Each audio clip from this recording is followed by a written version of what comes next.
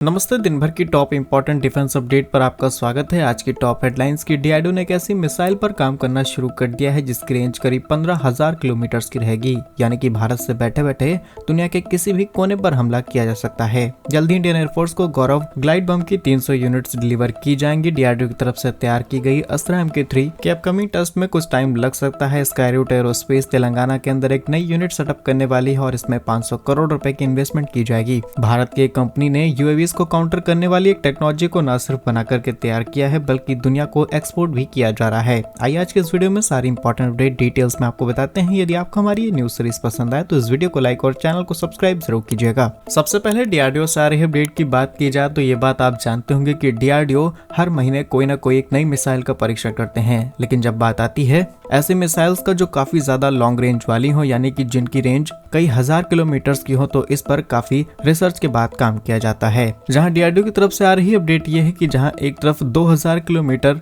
की रेंज वाले एक हाइपरसोनिक ग्लाइड व्हीकल प्रोजेक्ट को ध्यान में रखते हुए एक मिसाइल को डेवलप किया जा रहा है, लेकिन इसके पैरेलली डीआरडीओ ने वो ऑप्शंस तलाशने शुरू कर दिए हैं जहां पर हम 15,000 किलोमीटर की रेंज वाली मिसाइल्स डेवलप कर पाएं। और डीआरडीओ को ये प्रोजेक्ट भारत को उस लिस्ट में शामिल करने वाला है जहां पर आज सिर्फ अमेरिका, रूस और चीन जैसे देश शामिल हैं। कुछ हाइलाइट्स की बात की जाए तो अमेरिका के पास LGM-30 नाम की एक मिसाइल है जिसकी रेंज 14,000 किलोमीटर की है। रशिया के पास RS-28 सर्मक जिसकी रेंज 18,000, इसके अलावा RT-2U जिसकी रेंज 11,000 और कुछ इस तरीके से ये बड़ी लिस्ट है। लेकिन इंडिया भी कंटिन्यूअसली ग्रो कर रहा है। रिसेंटली भारत की तरफ से एक इंटरकॉन्टिनेंटल बैलिस्टिक मिसाइल यानी अग्नि 5 का परीक्षण किया जाता है, जिस पर चीन हो या फिर दुनिया की बड़ी ताकतें आपत्ति जताते हैं। इसके बावजूद भी भारत इस एक्सपेरिमेंट को सक्सेसफुली कर लेता है। अब वैसे तो ये एक न्यूक्लियर कैपेबल मिसाइल है जिसकी इनिशियली रेंज 5,000 किलोमीटर की थी, लेकिन अब इसे एक्सटेंड किया जा रहा है। उसकी रेंज करीब 7,000 किलोमीटर तक रहेगी। जहां अग्नि 5 से ये साफ पता चलता है कि भारत आधी रेंज तक पहुंच चुका है और यहीं पर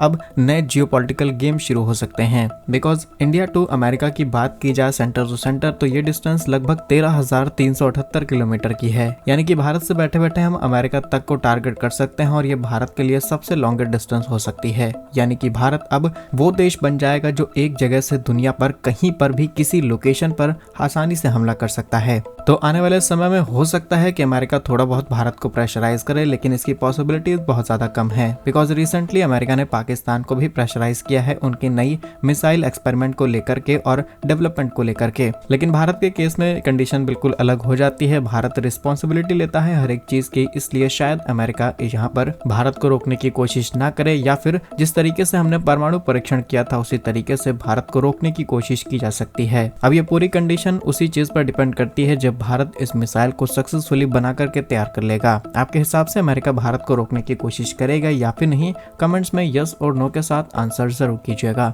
next important update Indian air force से सामने निकल के आ रही है जहां पर जल्द ही LRGB that is Gaurav long range glide bomb की करीब 300 यूनिट्स खरीद करके इंडियन एयरफोर्स को सौंपी जाएगी, ताकि इंडियन एयरफोर्स की ताकत पहले से और ज्यादा बढ़ाई जा सके और आने वाले समय में जो भारतीय बॉर्डर पर हमें चैलेंजेस फेस करने पड़ रहे हैं इनसे निपटा जा सके। फिलहाल के लिए जिस गौरव बम की हम बात कर रहे हैं इसे हवा से जमीन पर मार करने के लिए डिजाइन किया गया है और इसे ऐसे डिजाइन किया गया है कि अपने साथ कई तरीके के कन्वेंशनल वॉरहेड ले जा सकता है। सबसे अच्छी बात कि इसके डिजाइनिंग को कुछ इस तरीके से किया गया है जहां पर आज भारत के पास जो भी प्रेजेंट टाइम में लड़ाकू विमान इस्तेमाल किए जा रहे हैं जैसे कि सुखोई 30, इसके अलावा मिराज 2000, इनके साथ इंटीग्रेट करते हुए इसे आसानी से लॉन्च किया जा सकता है। रिपोर्ट्स के मुताबिक करीब 80 किलोमीटर से अधिक रेंज वाले स्थानों पर आसानी से हमला कर सकता है। इसके अलावा किसी भी कंडीशन में दुश्मन पर जवाबी हमला किया जा सकता है। LRGB में बहुत ही एडवांस नेविगेशन टेक्निक को इंटीग्रेट किया गया है जो कि INS यानी कि इनर्शियल नेविगेशन सिस्टम को GPS के साथ कनेक्ट करते हुए बहुत ही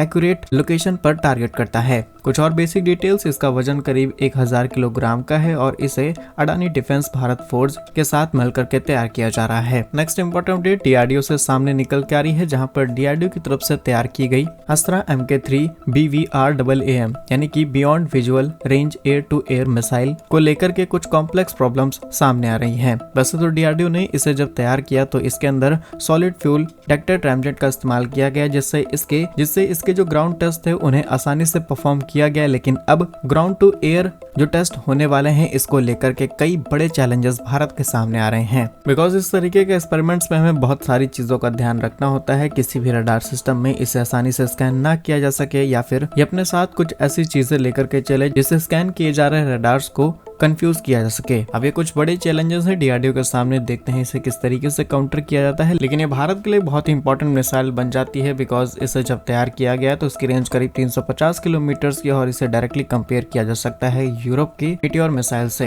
बताया तो ये भी जाता है कि अस्त्रा MK3 की जो स्पीड है वो सुपरसोनिक स्पीड को आसानी से अचीव कर सकती है। इसको बनाने का उद्देश्य क्लियर है, जहाँ पर सीधे सीधे एरियल टैंकर्स और airborne warning and control system जिन्हें एवेक्स के नाम से जाना जाता है उन्हें टारगेट करना है। So best of luck DRDO, जल्दी हमें से जुड़ी हुई कुछ पॉजिटिव अपडेट्स सुनने को मिल सकती हैं। Next important update Skyroot aerospace से सामने निकल के आ रही है, जहां पर भारत के अंदर जो प्राइवेट स्पेस इंडस्ट्री है वो लगातार ग्रो हो रही है। नए स्टार्टअप्स हो, नए बिजनेसेस हो, इस इंडस्ट्री के अंदर ऑपरेट होते चले जा रहे हैं और काफी सक्सेसफुली वो इस इंडस्ट्री में परफॉर्म कर रहे हैं। लेकिन इस इंडस्ट्री में काम कर रही जानी मानी कंपनी स्काईरूट एरोस्पेस अब तेलंगाना के अंदर अपनी एक एडवांस रॉकेट यूनिट को सेटअप करने जा रहे हैं, जिसमें रॉकेट की मैन्युफैक्चरिंग, उसके इंटीग्रेशन, उनके एक्सपेरिमेंट्स, इन सभी चीजों को किया जाएगा। रिपोर्ट्स के मुताबिक कंपनी अपने इस नई यूनिट में करीब 500 करोड़ रुपए की इन्वेस्टमेंट करके इस प्रोजेक्ट को पूरी तरीके से इंप्लीमेंट करने वाले हैं। नेक्स्ट इंपॉर्टेंट अपडेट भारत के एक बहुत ही इंपॉर्टेंट एक्सपोर्ट से सामने निकल के आ रही है, जहां पर आप जानते होंगे कि आज के समय